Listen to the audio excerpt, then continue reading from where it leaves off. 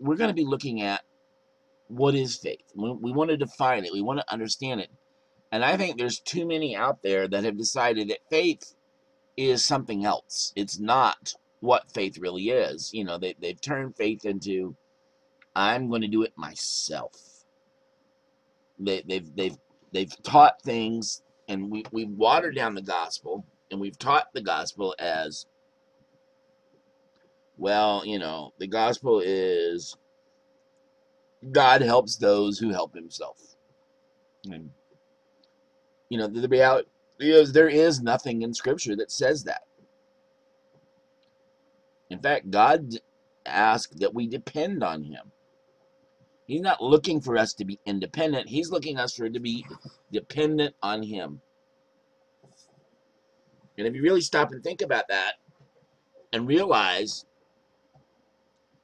how you got saved, your salvation wasn't based on anything you did. Don't believe me? You ask yourself this question.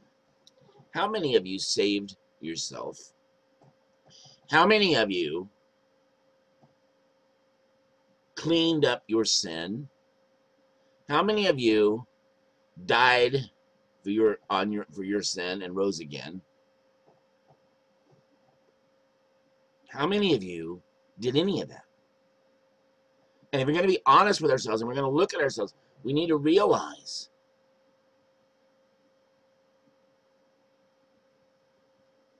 that God did it all. So why is it we get in our heads that, well, now I'm a Christian, and it's kind of the hybrid thing. Now I'm a Christian, so therefore I've got to work really hard to earn God's pleasure. Really? Really? You don't just submit. See, that's hard for us. We don't want to submit. We don't want to admit that we can't do it ourselves. And so we try to work out this convoluted thing where, well, okay, I know I needed, in order to get in the door, Jesus had to open the door, but I'll do the rest. I'll work really, really hard, and I'll do everything I need to do. And there's nothing in the Bible that says that. You know, we obey his commands, not because we have to, not because it's our duty, not because it's how we earn his pleasure. We obey his commands. What does Jesus say? If you love me, you will obey me. It is a sign that we love him. So today we're going to look at what faith is. Some starting point. And we want you to know that faith requires action. It's not empty.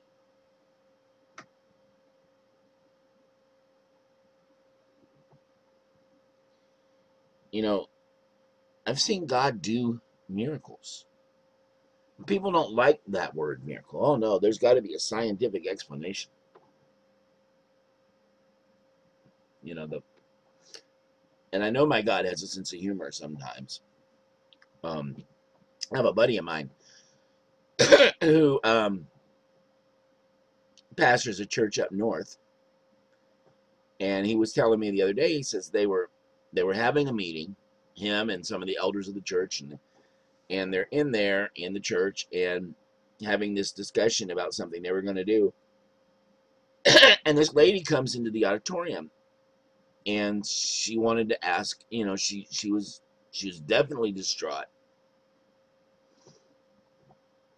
And she said that she had just come from the doctor, and they diagnosed her with stage 4 cancer. I think it was bone cancer. And there wasn't a whole lot they were going to be able to do for her. That she was terminal. They told her that. They had all the test results. This had been going on for several days, and finally came to the final diagnosis. And she wanted to know, she knew that in the early church, sometimes they would anoint people with oil and pray over them. And so she really believed that she really wanted the church to anoint her with oil and pray for her. Well, my friend had never done anything like that before. I mean, it's not something you get in seminary. Okay? It's not a class that say, okay, how to anoint with oil. He didn't have anything in the church. And so he looked at his elders and says, ma'am, we don't mind. We'd love to do that. We'll pray over you and we'll anoint you. But I don't know. We don't have any oil here in the church. Let me see if one of my elders has any. And so he looked at him and says, well, elder says, I have some in the car. So he went out and got a can of 10WD-40. Only oil they had. Now here's the funny part. They anointed her with it.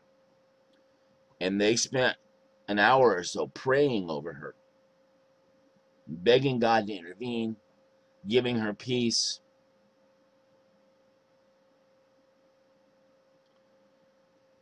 The following day, she went back to the doctor. Same next day. So they could start doing something. I mean, they weren't going to be able to cure her, but at least they could make her more comfortable, and they were going to, they needed to run some more tests and find a medication to help relieve some of the pain, because bone cancer is apparently extremely painful. And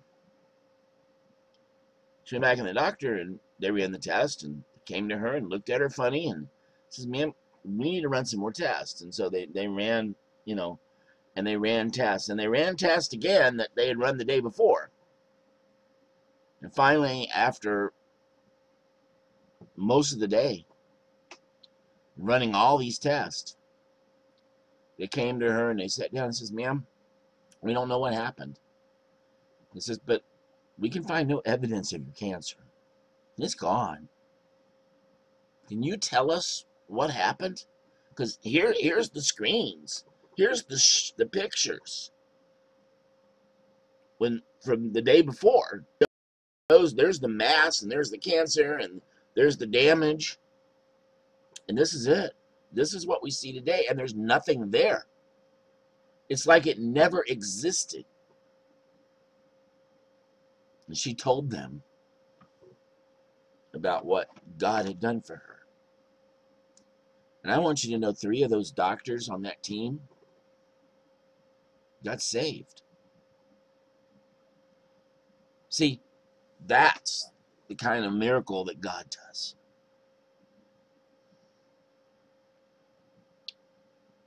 He showed them that he is the great physician. But he also taught her that she could trust him even when it didn't seem like there was any hope. See, miracles aren't just about the mystery. Even Jesus, when he healed someone, there was always a reason he was teaching something. You go read through the New Testament and look at everything he did. Every time he used a miracle, every time there was a miracle, every time there was a healing, he taught either his disciples or the people around him what God was like.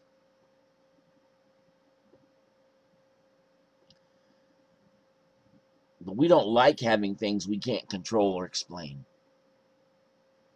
In fact, we've learned to say we live by faith in God, but we really trust ourselves and our resources, which God never intended.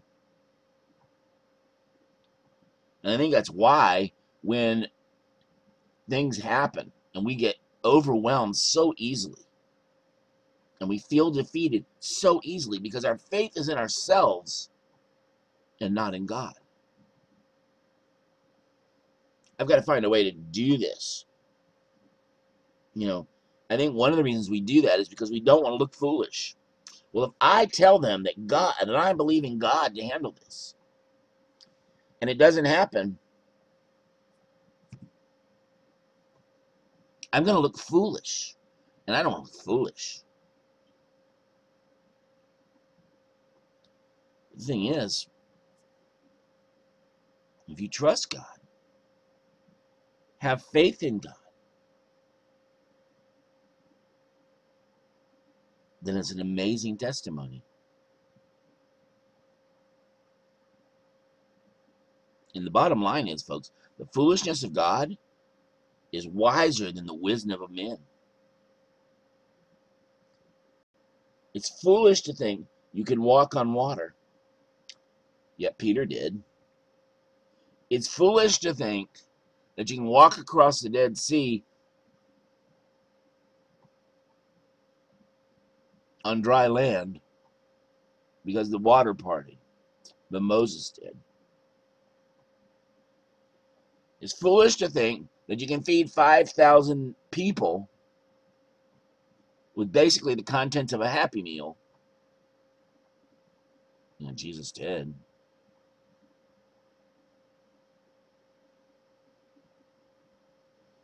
The Bible is filled with stories where it was foolish to think they could do certain things, but they believed God could do it. And that's just it, guys. God can do anything. There is nothing outside of his control. Oh, I know we have a hard time with that sometimes. We want to think that we're the ones in control, and we don't like admitting that we don't have control over everything. But the bottom line is, it is foolishness for us to assume that we can do the things of God without God in control.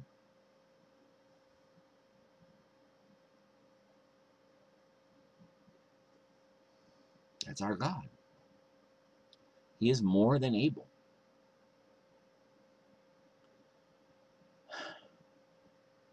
Jesus sets up opportunities for faith and miracle.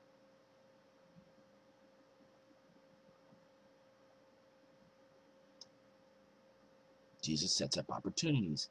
He gives us a chance to trust him, to believe in him.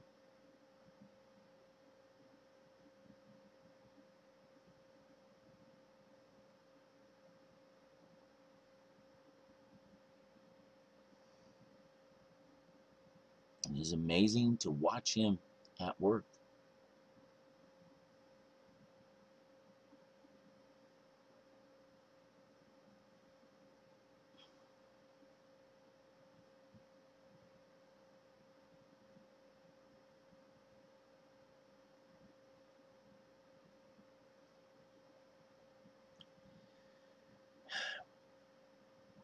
Because God is in control. And he's using things to teach us that we can trust him.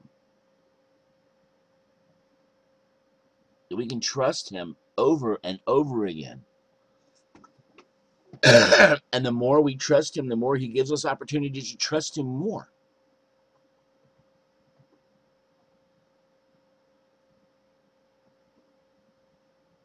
Let's face it. We all can look back at times when God intervened and know that God did. I have a pastor friend of mine who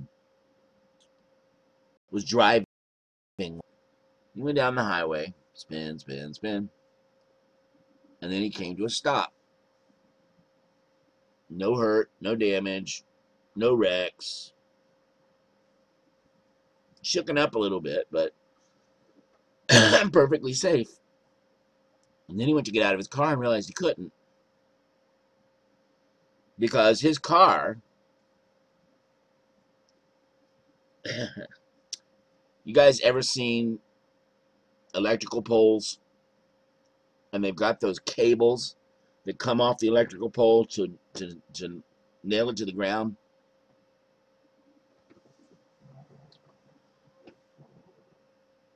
Well, amazingly, his car had stopped, not a scratch on it, between that cable and the electrical pole.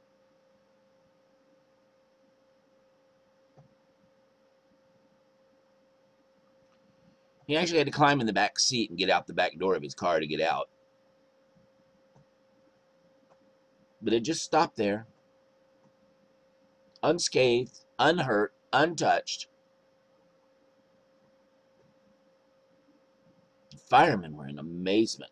The guys who came and to the rescue, and he's not hurt, and he's not scratched. There's no damage to the car except for the blown tire. I mean, he should have rammed into that pole. There's just no way to stop like that, and just like on a dime. But he'll tell you And I believe several of those firemen will now tell you that it was God at work. It was God's hand that said, I'm going to protect you. You can trust me. That's what God does. So what does it mean to live by faith, or to act in faith, or to exercise faith? You know, in our modern world, we replace faith with hope, with knowledge and presumption. Hope, but hope that is seen is no hope at all. Who hopes for what he already has? But if we hope for what we do not yet have, we wait for it patiently. Romans 8:24 and 25. See, we need hope, but hope and faith are not the same. Faith is acting. It's not, I hope this is going to happen. Faith says, I believe God so much that I'm going to act on it.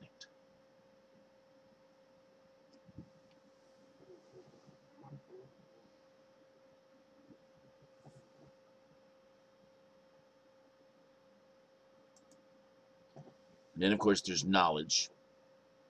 For it is with your heart that you believe. Romans 10:10. You know, we say, oh, I know God can, and I agree with truth, but not act on it. For it is because we don't believe in our heart. Oh, we say we do. We go through, we make the motions, and we make all the words, but we don't live our life out as if we truly believed. Let me give you a perfect example. Henry Blackaby pastors a church.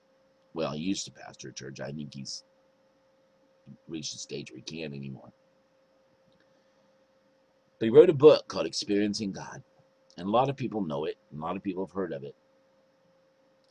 Well, one of the things that amazes most people is they've changed how they do their budget. You know, most churches, well, this is what we spent last year. We'll add a couple percent, and this is what we think we're going to get in. And then we'll plan based on our budget what we're going to do. Henry realized that that's taking God out of the equation. And so what he's done is he's turned it around. So they hold this giant prayer meeting at the beginning of the year, and they beg God to show them what they're going to do this year. Tell us what you want done. Tell us where you want to work. And based on that, they plan their budget. See, they plan what they're going to spend based on what God told them they're doing.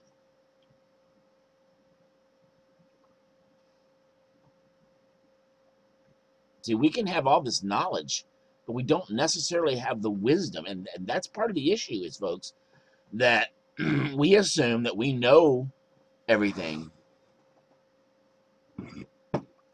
but we don't know God's will.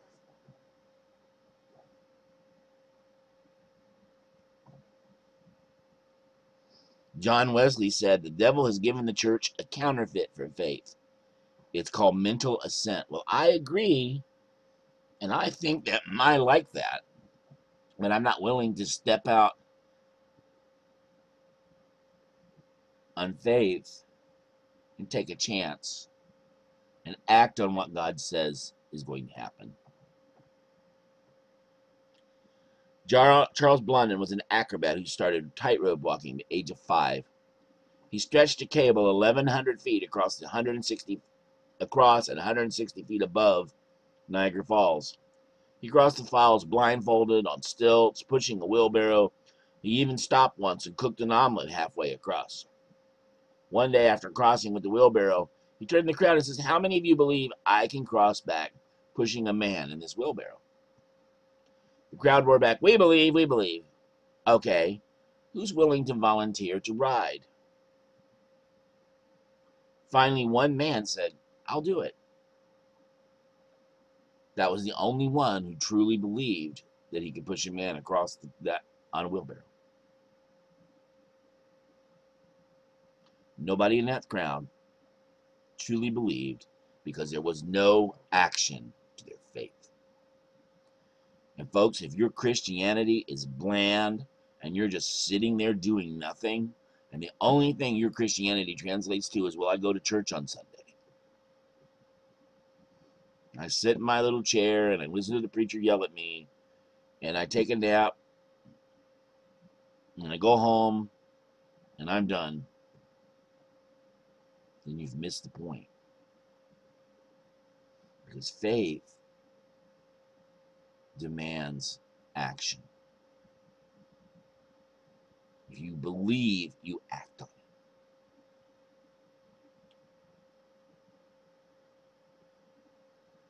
Then there's presumption, not acting in faith, but presuming we know what God wants for us or what we want.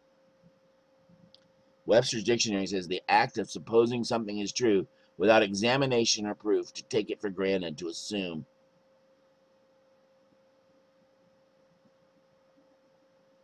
And it's like the guy, he believes God is telling him, he believes for God that God's going to give him perfect vision. And so he takes and throws all his glasses away. Now, if you're absolutely positive that God's told you that's going to happen,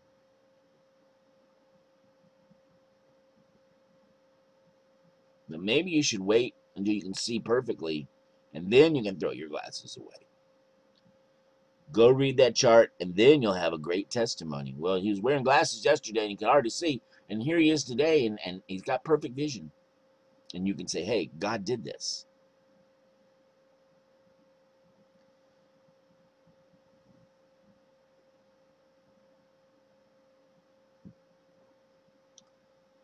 So, what is true Bible faith that God answers and honors? Well, faith is complete trust in God's character. 1 Samuel 15:29. He who is the glory of Israel does not lie or change his mind, for he is not a man that he should change his mind. Hebrews 6:18. It is possible for God to lie. I can only believe someone to the degree I actually trust him. If I don't trust him, I'm not going to believe him. If I've somehow got it in my head that God is just out to get me, then I've lost sight of what true faith is. And I'm afraid we live in a society that's taught us that you look out for yourself. God helps those who help themselves. No. Look, let me use a perfect example. There's Hannah, right? She's bitterly weeping and praying to the Lord. And she made a vow saying, "O Lord Almighty, if you will only look upon your servant's misery and remember me, and not forgive your servant, but give her a son, then I will give him to the Lord for all the days of his life, and no razor will ever be used on his head." Now, let me stop there a second and what that's significant. Here she is praying this and saying, God, intervene, I want a child. Now, in that society, in that time, that was a true sign that you were blessed of God, as if you had children. And a couple who were childless were considered cursed. And Hannah loved her husband, really wanted to have a child with him, and it just hadn't happened. She was known as barren. And so she comes before God in the temple and begs him to intervene. In fact, she makes a vow. I'll make him a Nazirite. That's why it says no razor will be used on his head. In other words, we're going to let his hair grow because that was a sign of the Nazirites. There were a couple others, but it was a sign that they had dedicated themselves to God. And so she's saying, I'm going to dedicate him from birth. He's yours. Please let me have a child.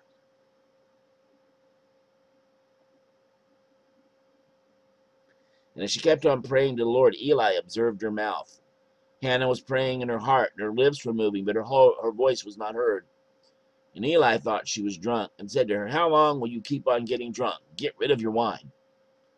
"Not so, my lord," Hannah replied. "I am a woman who is deeply troubled. I have not been drinking beer or wine. I am pouring out my soul to the Lord. Do not take your servant for a wicked woman. I have been praying here out of my great anguish and grief." And Eli answered, "Go in peace, and may the God of Israel grant you what you have asked of him." And she said, "May your servant find favor in your eyes." Then she went her way and ate something, and her face was no longer downcast. And early the next morning they arose and worshipped before the Lord, and they went back to their home at Ramah. Elkanah, her husband, lay with Hannah, his wife, and the Lord remembered her. In the course of time, Hannah conceived and gave birth to a son. And she named him Samuel, saying, "Because I have asked the Lord for him." Here she is, praying her heart out. And she comes in and says, "Lord, may your servant find favor in your eyes." And she cleaned up her face, and she ate something, and she went back to her husband, and they went home. Notice something. She was in horrible turmoil. She was bowing before God, begging for him to intervene.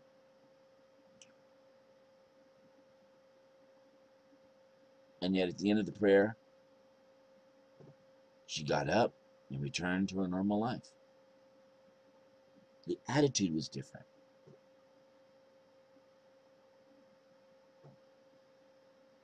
She hadn't seen a baby yet. Nothing had changed. But she trusted in God, who doesn't lie. Early the next morning they rose and worshiped before the Lord.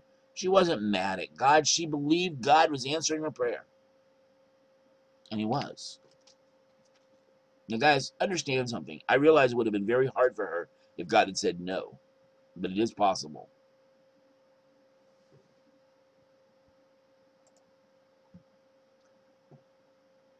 But she still trusted God. And from the interaction, we know that Samuel was born, and he went to live at the house with Eli, at the priest. And he became the next prophet of Israel. In fact, there's a book named after him, 1st and 2nd Samuel.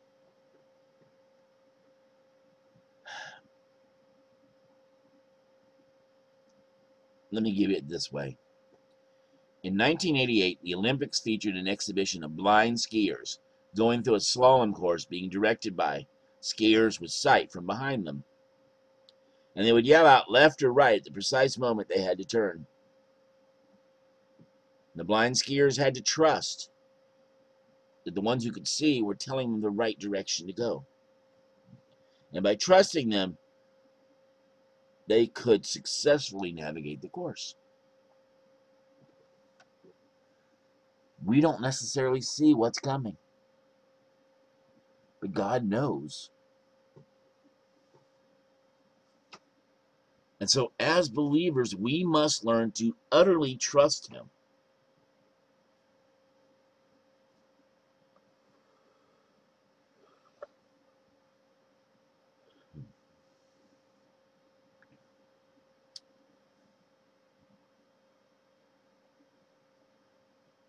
We must utterly trust him.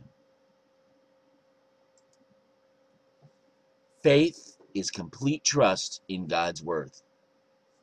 Now, faith is being sure of what we hope for and certain of what we do not see. Faith is the substance of things hoped for and the evidence of things not seen. Now, that's from two different versions, the NIV and the New King and the King James. What I wanted you to do that with, I wanted you to see the language it uses. Faith is the substance of things hoped for and the evidence of things not seen. Substance is being sure, the evidence is certain. Now, what's interesting about this is that substance is a Greek word meaning hypostasis. It was a legal term and referred to the transfer of property. It meant title deed. It was a piece of paper showing you own the property. It was yours.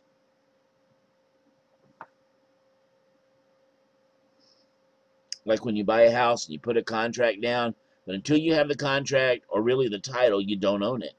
You can hope to, plan to, or presume, but until you have it in your hand, it's not yours. I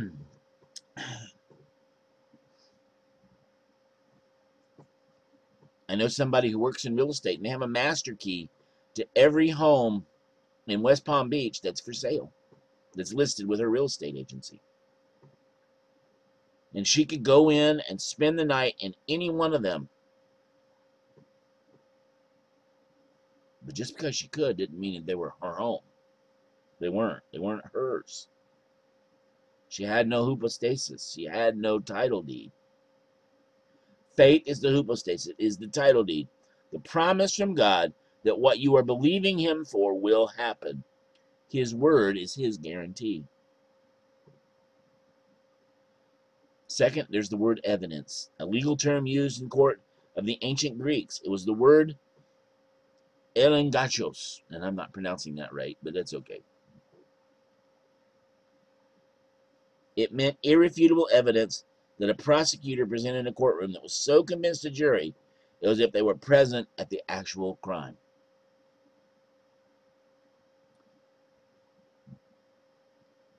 So let's look at that biblical definition of faith.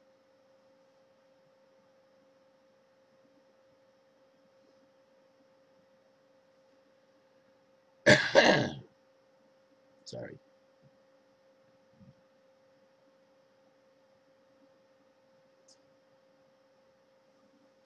Faith is the title deed, the proof that you own what you are believing for, and is also the evidence that is so clear as if you already have it.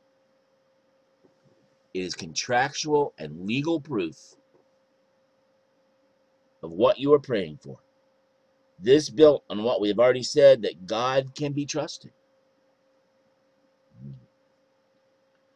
Mary's a perfect example. Look at what he says in Luke 1:13. I am the Lord's servant, Mary answered. May it be to me as you have said. Guys, at that point, she's 15 or 16 years old. She's just been told she's going to have a child. It's not happened yet. She's probably not even pregnant yet.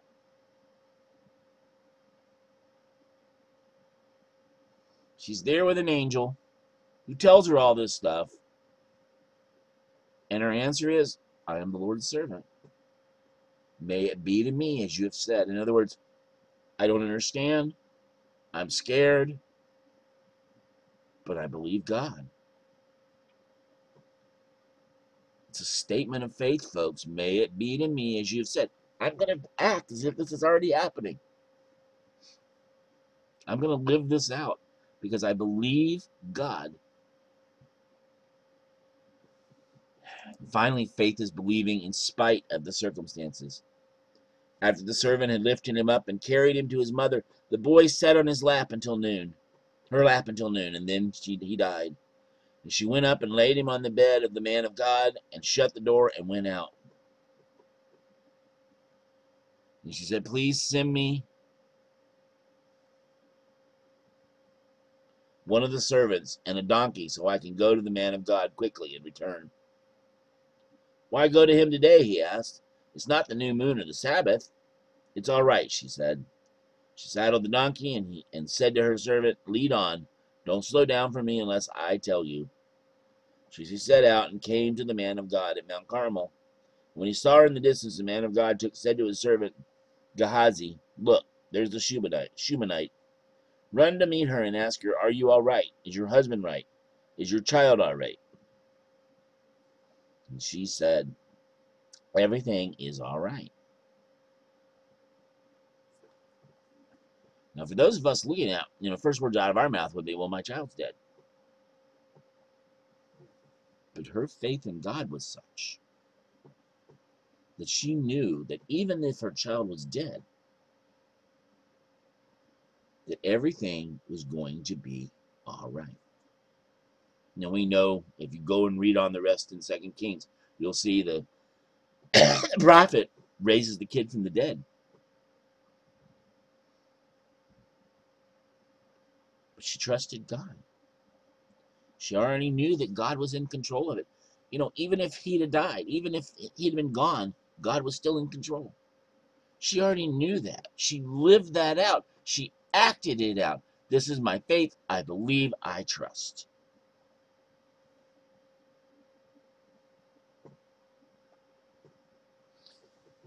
When I got ready to go to seminary, I had next to nothing. I believed God was calling me, and God had made the way, but I had no idea how I was going to pay for the trip and all this stuff. I had about $400 to my name, my final paycheck from the grocery store that I had worked at, and a little bit that I'd saved, but there wasn't enough, to rent an apartment and pay the down payment and all that stuff, and pay the tuition. And admittedly, seminaries seminary is very different. They don't have tuition. They have what they call a matriculation fee, and it's not. Well, when I was in school, it was $300 a semester. It's not an expensive place. But anyway, neither here nor there. I packed my car because I believe this is where God wanted me, and God would take care of it. And as I'm putting the last of the stuff in the car, this car pulls into my driveway behind me. And my deacon from my church gets out. And he comes up and says hello and wants to pray with me, and because he knew I was leaving for Texas and wanted to pray for my traveling mercies, and which I thought was great. And so we prayed for a while, and then he hands me this envelope. And it says, Michael, the church is the men of the church, the deacons have voted, and we want you to know, number one, that this is to help you get started. But number two, we're going to be paying your matriculation fee every semester while you're in school. So you don't ever have to worry about that.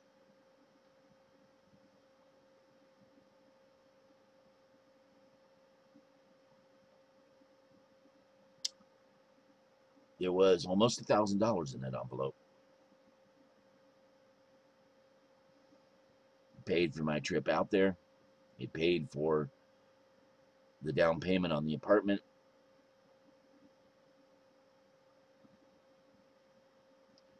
The electricity and the water.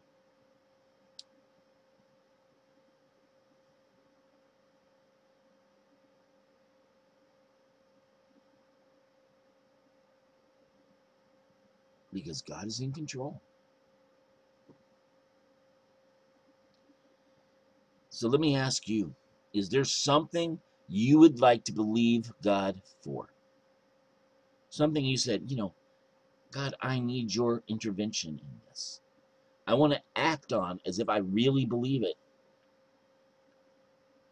So do you believe God is able and he wants to meet your needs? What will it look like? Or how will life be different when he does?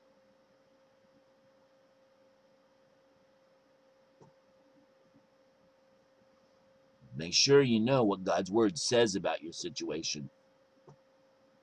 Because sometimes the things we think we want to believe for is not biblical. I'm not telling you that you need to believe God's going to give you a new car, a new Cadillac, what do you call it? A mansion and 4.7 televisions for every room, and millions of dollars in the bank. That's not what I'm talking about.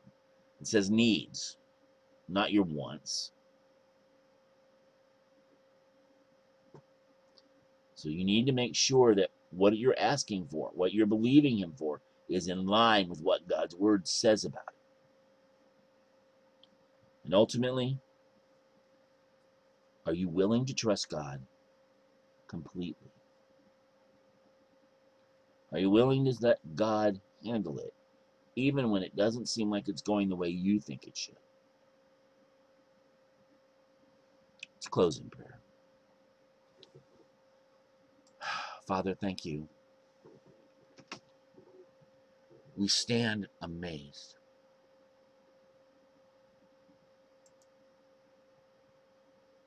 We stand in awe